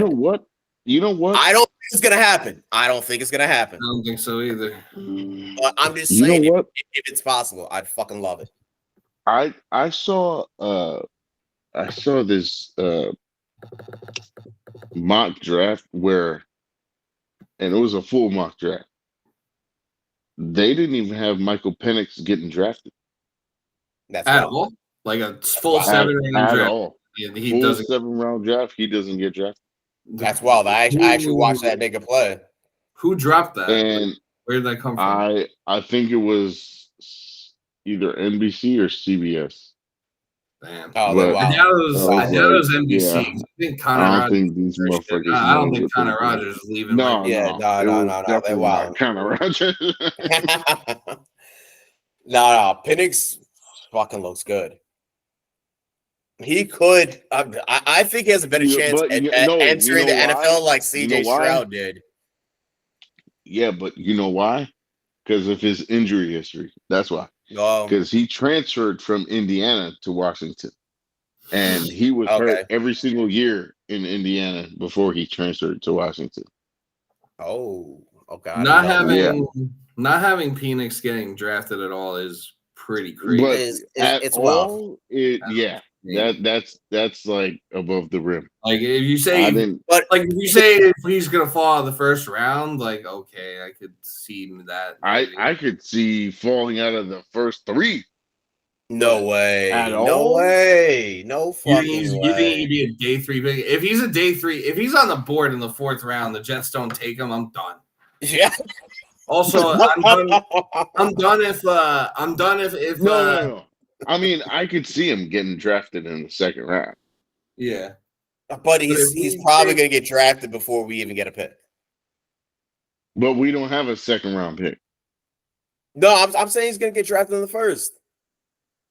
Oh, you think he's getting drafted in the first? Yeah, I think so. Okay. I kind of think so too. I mean, there's still a lot of time and a lot of stuff that needs to happen, like combine and pro days, and teams are going to be like impressed by his athleticism. And man, you look at the college tape, he was dropping dimes. Maybe not. Man. Yeah, no way. I mean, I don't want Jim Harbaugh went on the Jim Harbaugh went on the really College show today and said that JJ McCarthy is going to be the first quarterback off the board. If you're really watching it, like he had 2 badass wide receivers, and overall he had like 4 that were, or 2 that were badass and 2 that were decent. Okay. Well, the 2 that are badass, when do you expect them to get drafted? If he's under the right system, he could be really good. Like, if I had to compare, I'd say like Kirk Cousins. But what if I don't know what team it could be, but what if a team does the same thing they did with Burrow and Jamar Chase? They just get a receiver that he's very comfortable with. That's because their offensive coordinator is good. Well, oh yeah, no, 100%. No, I'm not. I don't know who the fucking Bengals offensive coordinator is, but yes, 100% he is good. 100% yes. And their head coaches too, because he was a quarterbacks coach at LA. But you can't deny that that's helped Burrow. Having Jamar Chase, having someone that he's very familiar with. Yeah, but that's just chemistry that they built. Instead of taking a tackle, which they didn't, they said, "Fuck it, we're gonna take a wide receiver," which is how Justin thinks. Look, I don't. You know what? I was thinking the same thing. I was like, all right, what if we did that? That's why I made that 5th or whatever line it was, and I said, all right. Let's see what would happen if we took like Rome Odunze. And Rome Odunze is really good. Like I've never seen him drop a ball ever. Oh, that's skill. And dude, he's 6'3", 210. Okay, so he can body. And like, yeah, he's got the jump ball capability. You can feed him the ball. He can high point it, whatever. Look, I just want someone to line up across the field for fucking Garrett. And that would be the one. I think we all do. I think it's more realistic, though. I think it's more realistic that we address wide receiver via trade or free agency and address tackle in the draft than vice versa. That's fair. That's very fair because there are definitely better free agents, better wide receiver free agents rather than O-line free agents. I mean, I don't fucking. All right, Jermaine Illuminor, he's right tackle for the Raiders. He was dominant this year. 6'4", 330. He's 29 years old. 6 sacks. He led up 28 pressures, 6 penalties, no major injuries. Contract projection, 14.5 mil for 2 years. And then Aaron Rodgers' beloved David Bakhtiari. Top 5 left tackle when healthy. 13 games in the past 3 years. So, I mean, what the fuck do you want to do with that? Do you think we end up getting Bakhtiari? It feels pretty feels possible. Also, do you think that the Devontae Adams dream is dead? That's like I kind of know. I think he wants to leave. I think he wants to leave too. I don't know why not. Antonio Pierce made it clear he's not letting him go. I mean, it might not be up to him. I mean, that's I don't know. That could be smoke. But with Antonio Pierce as the coach, that could be just driving the price up. Devontae might want to stick around. He might want to stick around. Texans said they weren't going to trade Deshaun Watson. But they have no. Well, yeah. Yeah, that's I think the Raiders could be good with a fucking decent quarterback, but they have no decent quarterback. Yeah, they still have better quarterbacks than we do without Aaron Rodgers. Well, okay. You know what? I got another hot take. Justin Fields to the Raiders. That kind of makes sense. That would. You got hey man, you got Fields and Jacobs in the back. I kind of feel like Fields is going to end up in Atlanta, but everyone says that because he's from Atlanta. Yeah. Yeah, that's the only reason people really make that connection. But I mean, look, if the Bears are getting rid of him, he should definitely go to Atlanta. They have so many pieces. Yeah. He could, depending on their coach, like that should be a Shanahan system right there. Yeah. Honestly, like I feel like if Shanahan was coaching the fucking Falcons, they could fucking make a run through the playoffs. Shit, if they had was the OC, he should have been the head coach. Well, yeah. Oh man, I felt bad for him when they didn't win the Super Bowl. That was fucked up. That was beyond fucked up. Beyond, man. Are you talking about the 28-3? Yeah. Mm-hmm. Yeah. Jesus. Honestly, I think Shanahan might be cursed. They're gonna, you know what? Detroit. They're gonna talk about Detroit now. They're gonna talk about Detroit now. Oh, that 24-7. Yeah. Or what was it? 24-3. Mahomes is just like the Michael Jordan of our era, and he's gonna leave all these other greats like without any rings, like Lamar, Josh Allen. I hate it, dude. I hate it. Man, they're all gonna be ringless. You hate Mahomes? No, I can't hate Mahomes. He hates that Mahomes is gonna cock block Lamar Jackson. Yo, yes. I fucking love Pat Mahomes' dad. He's the man. He's a dog. He was a beast on the Mets. Holy shit. And he was like, you see him tailgating at the he was like tailgating with the ops at the game, and he was like, man, I'm waiting as long as I can to go inside and have to deal with like my fucking obnoxious ass daughter-in-law and Taylor Swift. I hope they put me in a different suite. he bought another one. And he was like, yeah, I ain't sitting with her. Fuck that shit. Good, He's like, good. I got these cigars brought in from Cuba. I said, I'm gonna smoke this shit. I brought this just for this occasion. He said, yeah, we're smoking on these Lamar Jacksons. We smoking this Lamar Jackson pack today. That hurts, we smoking on that that Lamar pack. What do you call it? He called it something. I forgot what he called it. He said it was funny. Like that Ravens pack or something. If it was like that. If Lamar doesn't make the AFC Championship next year, I'm gonna be very tight. I don't think Lamar Jackson is going to win a Super Bowl. What if the Jets beat the Ravens in the divisional round next year?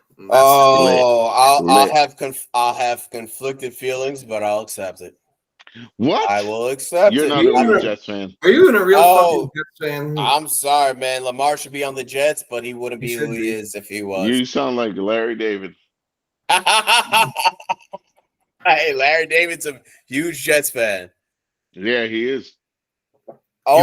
He said, I told Mike Maccagnan they should draft Lamar Jackson. They need to get Lamar Jackson. Honestly, when that shit came out, he was the only motherfucker that other than me saying that. You know what? Plug HBO pay us. Larry David, Curb Your Enthusiasm coming out Sunday. Yo, could you imagine we get Larry 12. On here? Could you imagine we get Larry on here to fucking talk Jets? Man, I'd love that. I'd love that. He would be like, all right, y'all paying how much y'all paying me? just as a fan for 30 minutes. Oh, I love it. I would love it. I'd have to contact his manager. Yeah. That motherfucker Hey, is old. Let's boy. do it. Let's try to get Larry on here. How about you try to get Larry on here? That would be Well, that means I gotta fucking hey, I want to draft Lamar Jackson too. Come on my podcast. Yeah, me and Hecker always get the guests on here. Let you get Larry David. Hey man, you do some work. Man, I do trivia. No, nigga, I do trivia. You fill in a couple times. You're right. Justin does that substitute trivia. Justin's my substitute. Guess who? They're like, guess who is the? Guess who? Guess who played quarterback for the Jets in like 1973? You're right. I gotta make it challenging. All right, gotta make it challenging.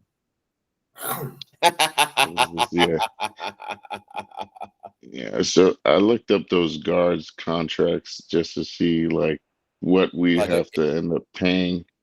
Yeah. So the top two, obviously, I like Kevin Zeitler and Graham Glasgow. Ezra Cleveland is like a backup. I mean, shit, he was on Minnesota, and I actually wanted to draft him. How much cap space do we have? Shit, we have like $6 million. Yeah.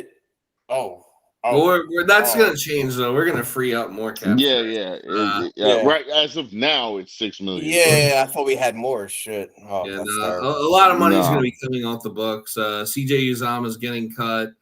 Mekhi Becton will be gone. Carl Lawson. Sadly, Bryce Huff is probably gone. Oh, that's gonna suck. They better trade him at least for a second round. They're not. The tag and trade isn't going to happen. I'm sorry. He's walking for nothing. He's not. We're not. There's going to be no tag. It's just not realistic. You're most likely right about that shit. That sucks. Huff is going to do. He's going to do work on the next team. He'll be great in Houston. But hey, if Jermaine Johnson and McDonald could fucking step up, we won't lose a step. I think McDonald will step up, but it's not going to be like Bryce Huff type of energy. Yeah, I mean, do you think Will McDonald could make a Jermaine Johnson type of leap? Like that's what I'm hoping for. That's the type of leap that Jermaine Johnson made from year 1 to year 2. Do you think? You know what? I think Jermaine Johnson is going to be an all-pro. I think Jermaine Johnson's going to be edge rusher. If you give me an all-pro edge rusher, that's fucking fantastic. Then it doesn't necessarily matter that we lost. I think Will McDonald will follow that tail, but he's not going to be at the same level. Do you think ever, or just no, just not this year, upcoming. Okay. All right. I'll accept that. I think he'll build up, but I think Will McDonald. Yeah, but I think Will McDonald has that mindset, like to be an elite. Let's go inside the mind of Will McDonald with Justin Orr. You got to be a little crazy. But I honestly think Will McDonald could be an elite edge rusher. I think he has the potential. He has the body. Like he has the body where people can't necessarily stop him if he uses it well. He's Spider-Man. Yes, but I also think he has that mentality where every good edge rusher has that fucking crazy mentality that, hey, I'm gonna fucking kill you. I'm running past you or running over you or running under you. I don't care. Doesn't matter where it is. I'm going through or past you. That's it. That's that DeMarcus Ware mentality. Oh man, if we could get to DeMarcus Ware, that'd be fucking beautiful. Shit. DeMarcus Ware is retired and is in the Hall of Fame. He got in. Wait, did you say he's not in the Hall of Fame? No, he is in the Hall of Fame. He is. Okay. He sung the national anthem at the Jets Hall of Fame game. Yeah. Oh yes, yes, I forgot about that. Oh my god, yeah. Holy fuck! Yo, good voice. Not gonna lie. Yeah, nigga could sing. Yeah, he could sing. Not gonna lie. Shit, I forgot about that. Completely forgot. Shit. Yeah, but it was something. Great way to. It was a great way to start the football season. Other than O-line, I gotta ask y'all. Other than O-line and wide receiver, what do y'all want to focus on? I mean, like to take us to a level where we can at least make the AFC defensive championship and safety. Yeah. You'd say DT because we're gonna lose people. No, DT because I don't think the run defense is as strong as it was. I feel like we might lose some depth pieces at defensive tackle, but I feel like we'll just replace them with other depth pieces. I don't really see them making like a huge move, unless the cue the Undertaker meme where he rises from the coffin and like Mike McCagnon comes back from the dead and drafts a nose tackle. He like hacks our accounts or whatever and like drafts a nose tackle for us. All right. I have something I want to tell y'all. Uh-oh. So we lost Sheldon Rankins, and he looked dominant. Yep. Yeah. Were you mad about that? Oh, yeah. Houston? I'm not mad about it. Personally. No? All right. How about George Fant and Morgan Moses? That makes me a little more mad, because those are guys because they were both on playoff teams. Sheldon Rankins, it was understandable because we already had so many defensive linemen and we didn't have the money to pay him with we had other shit we had to pour those resources into. But the fact that you let Morgan Moses walk and George Fant walk and you basically ran it back with 45-year-old Dwayne Brown, and those are two right tackles that those were guys. Those were guys we actually really could have used this year. Even with Rodgers going down and everything, I think we still could have had a pretty decent team if we had even one of Morgan Moses or George Fant. It certainly would have put us in a position to win more games than we lost. In hindsight, game maybe we get to 9. Yeah, maybe we get to 9 and 8. It would have given us a better chance for sure. Playoff team instead of the Steelers, and maybe we give Buffalo a little bit more of a fight. I don't know. But honestly, I wish we lost more at this point. Well, yeah. Really, it was hindsight. We didn't make the playoffs, so fuck. It was the wins against the Commanders and the Patriots are what's really what's probably gonna make us miss out on Joe Alt unless we trade up. But what do you guys think is more likely? Do you think it's more likely the Jets trade up in this draft or trade back? I think it's more likely they trade back. To recoup a second round pick. Because Douglas loves his picks, so I think he does. I think up just because they're gonna have their eye on somebody that's gonna be. If Alt falls to 10, I'm running to the. I'll pick him up. So there are some scenarios I would say that if the Jets do this in the draft, I'm just done. If Joe Alt's still on the board and they pass on him for anyone other than Brock Bowers, I'm done. If I'm done. Say Fuaga, Fashanu, and Joe Alt are all gone, but Brock Bowers is still there, and the Jets decide to take J.C. Latham, I'm absolutely done. I'll never. Fucking hell! J.C. Latham sucks. Does he? What team position? He's a Alabama tackle. I don't trust anyone from Alabama. Not a soul. I do, but not him. Not him. He's I don't know. No, him and the one from Georgia too. Adrian Mims. Yeah. Oh God, that guy sucks ass. I'm gonna just say solely. I don't know this nigga, but solely the fact that your name is Mims, I ain't gonna trust you. Yeah, that already didn't work out. Fuck that shit. If we take either of those, I'm done. I'm done for real. The podcast is over. I'm done. Well, you know we're gonna take it. You know we're gonna take it alive in the first fucking round. It's not what I want, but you know we're gonna take it alive. I do worry that no matter what. Yeah, I do worry that if like the good ones are gone, that they might reach for J.C. Latham instead of just taking a generational tight end prospect. There's no way. All right. Let's look at the draft order right now. Yeah. Who needs an offensive lineman? That from the Bears. That from the Bears. I know Tennessee Titans do for sure. Yeah, Titans definitely do. I could see the Bears using one of their picks on a lineman. New England probably so I mean, first 3 picks are probably gonna be quarterbacks. Could Arizona go with a lineman? Marvin Harrison. Arizona needs everything. Arizona will probably take Marvin Harrison Jr. I feel like the Chargers. They took a left tackle last year.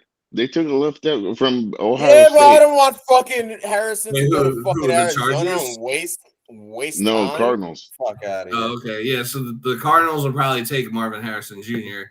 The Chargers, I feel like, could take an O lineman. The Giants could take an O lineman because I don't think the Giants are drafting a quarterback. Well, they have, but they just they have Andrew Thomas. They have Andrew Thomas. Why? Yes, would they do.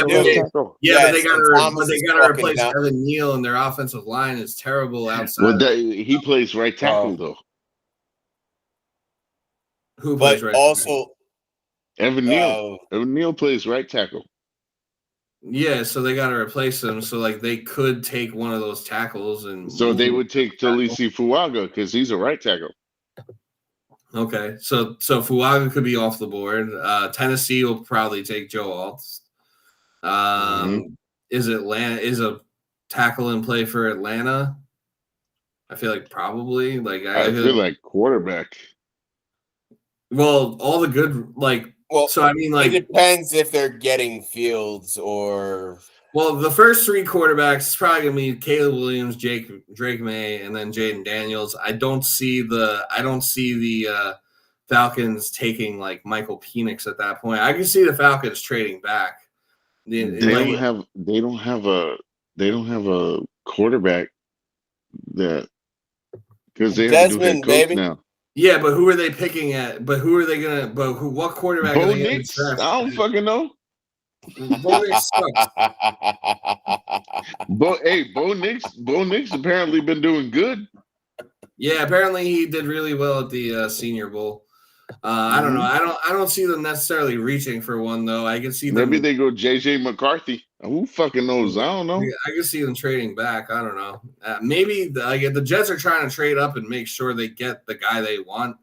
Really, I feel like the Falcons would be like a good partner to trade with.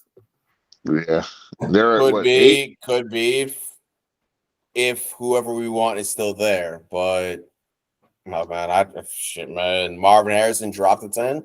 I'll take it. There's no chance. Okay, no, definitely not happening. Definitely not happening. Hell no. The tight end, shit. I'll take an elite tight end over a possibly elite front man. A top 10. He's a top 10 prospect. And Bauer? Yeah. Yeah. Well, so maybe he drops. Might go top 5. Shit, like. I'm looking at a Tankathon mock draft right now. He could go to the Chargers. Shit, who knows? They're gonna have another white Antonio Gates. Honestly, I got to check out this nigga's footage. You know what? Jim Harbaugh would do that shit. I feel like Harbaugh already knows who he wants to draft, and has already planned. He's probably already planned it out. Maybe he drafts JJ McCarthy and hear me out. Hear me out for life. life after Aaron Rodgers. Trade Justin Herbert to the Jets. Yeah, that's what I'm getting. Oh, no way. Dress JJ McCarthy and we'll give him 2 first-round picks. And, no way. And he says, "Fuck this Justin Herbert guy. Looks too much like a Disney. Looks like too much of a Disney character for me." And then not happening. Well, that's not happening because that's the only reason he went there. Honestly, I feel Herbert should have a breakout season, but his fucking wide receivers always get injured, so it's a mute point. His wide receivers suck ass, except Keenan Allen. Keenan Allen's good, and what's his name? I said except for Keenan Allen, and he's always hurt. No. Mike Williams is also Mike Williams is always hurt. Too. Yeah. And then the one they drafted from TCU sucks ass. Quentin Johnson, he blows. Yes, he's fucking from right over here. He's from right here, right by me. Yeah, go to his house. He's from Temple. He's from Temple, Texas. That's like 20-30 minutes away from me. Yeah, honestly, I thought he'd do very well because he has Mike Williams and Keenan Allen. No. Solely because of that reason, he's going to get open. No. Even when they're healthy, he still wasn't fucking good. Should we do a quick mock draft and end this podcast? Do it. We can do I'm in the mood for a share the screen. Yeah, I'm in the mood too. Let's go. All right. I'll spit my knowledge. Are we doing a 7-round mock draft? Let's do a full. Oh, I'm down for a full. We could do like 3, just the first 2 days. Okay, right. I'm cool with that. Let's see. Does PFF let you do 3 rounds for free, or like you have to pay for that? No, yeah, they should. Okay, let me see. I want to make sure all right, mock draft, PFF. Let's see. You gotta pay for mock drafts? Yeah, man, they're fucking monopolizing the. We could do 3 for free on PFF. So let's get it in. Daniel Jeremiah has Malik Neighbors under. Are you talking about? Is that the Tankathon mock draft? No, I'm on NFL.com. Oh, okay. Yeah, that's right. That's where he works. All right. Jets at 10, 3-round mock draft. All right. Olu Fashanu. Ooh. All right. Let's see how this board shakes out. Let's start. Should we try and make any trades or just fuck it? We're staying at 10. Let me see this shit. No, you can't make trades. Oh yeah, that's locked. Okay. Yeah. All right. Let's see how this shakes out. Trust me, I tried. All right. So the board shakes out. Caleb Williams, Drake May, Marvin Harrison Jr., Malik Neighbors. Oh wow, they have Joe Alt. So Brock Bowers is still there. So it's pretty much Fashanu is still there. You know what? I would take Olu Fashanu over Bowers. Okay. That's my pick. Ask Justin. The Nittany Lions. Look, man, I almost went to Penn State. They just didn't give me enough money. Damn. So I'm down for it. I'm down for it. And became our friend instead. and now here we are. Care. You can take Brock Bowers. Now here we are putting our education to use. What do we do, Justin? At this point, I mean, we gotta take a tackle, or we gotta take an O-line. Yeah. And Olumiyaya, what the fuck's his name? Olu Fashanu. Yeah. Olumiyaya Fashanu. All right, we're taking. So just say Olu. Just say Olu. No. I like using the full name. I'll sound it out like fucking Hooked on Phonics. The pick is in. African.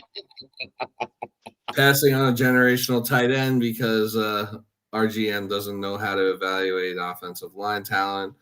Here goes the second round. Blah blah blah. No, that's blah, fine. blah. Wait. I thought the tight end got taken already. No, he was on the board. So what do we do? What the fuck? I thought he got taken. No. I said it was between Olu Fashanu. Oh man, come on! I'm always down for the fucking. That he was there. My bad. I'm not listening. I was trying to fucking pronounce the name. Well, that's on you. That's on you. All right. So now we're in the third round, and this is essentially our last pick because it's only a 3 round. And we're not paying PFF. Roman Wilson. Roman Wilson, where's he at? Wide receiver. Wide receiver from Michigan. What about Jalen McMillan? He's ranked higher. Ooh, what about JJ McCarthy? What about JJ McCarthy? I don't know any of these things. Or what about Blake Corum? Ooh. I know, I don't know. I mean, that might be a bit of a reach there. We do draft a running back every year.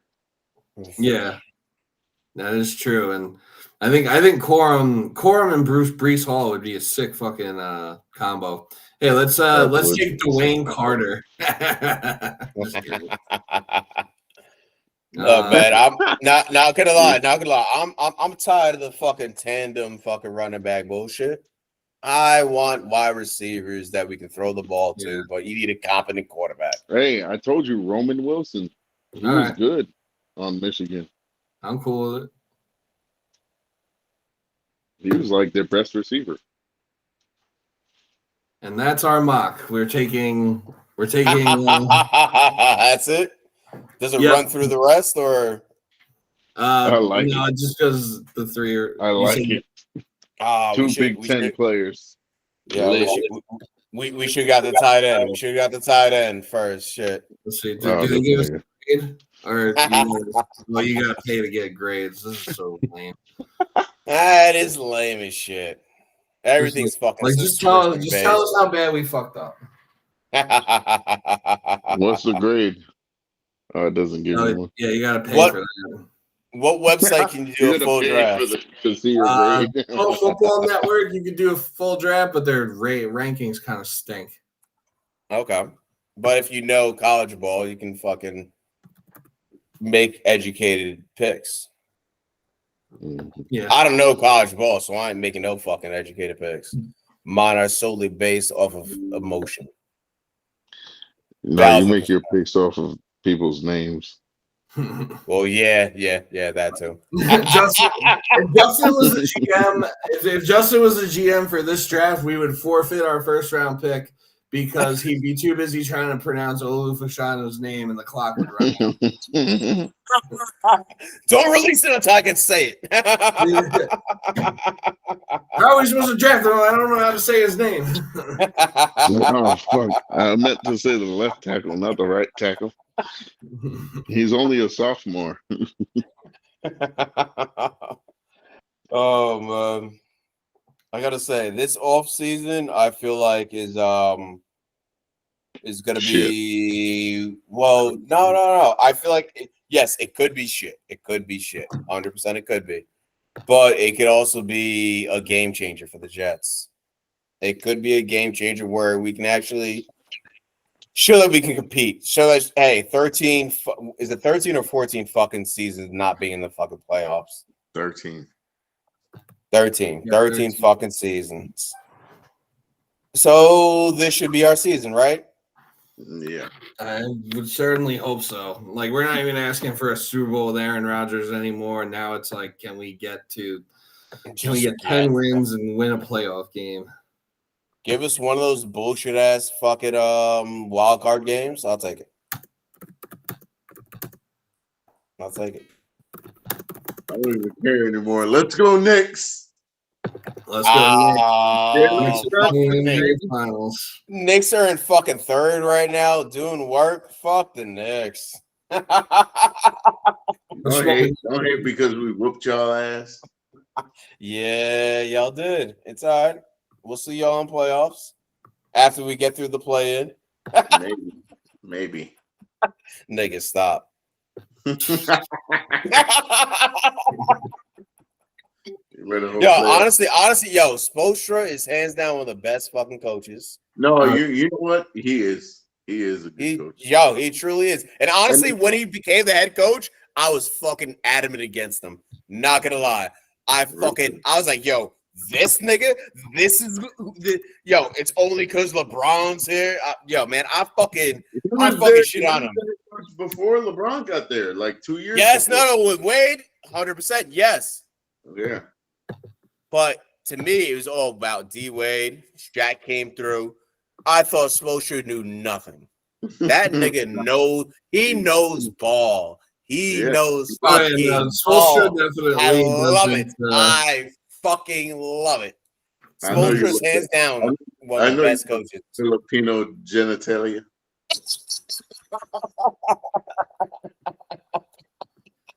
Man, I've yet to go down. I gotta. No, he didn't get the. He doesn't get the recognized credit for what he's done, but the nigga got paid. He got paid. That's all that really matters. He got paid. You need money for goods and services. Are we gonna end the podcast?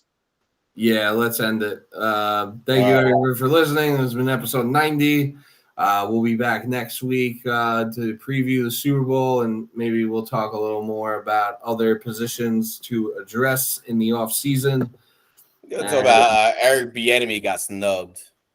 Once again, is he even employed at all? Is he still the OC in Washington? I'm not certain, but he deserved the fucking head coach job, man. The man's. Well, listen, New York Jets, it's not too late. Yeah, no shit. It's not too late to. Oh, I'd take Bieniemy any day. We should have just fired Saleh on his birthday. That would have been so funny. Saleh, I think get rid of Hackett for Bieniemy. I think Saleh set a world record for the most amount of people expressing their desire for you to lose your job on your birthday. I think Saleh holds it. Anyway, thank you all for watching or listening, and we'll see you next week. Bye. Unlock the swag. The swag. Unlocks.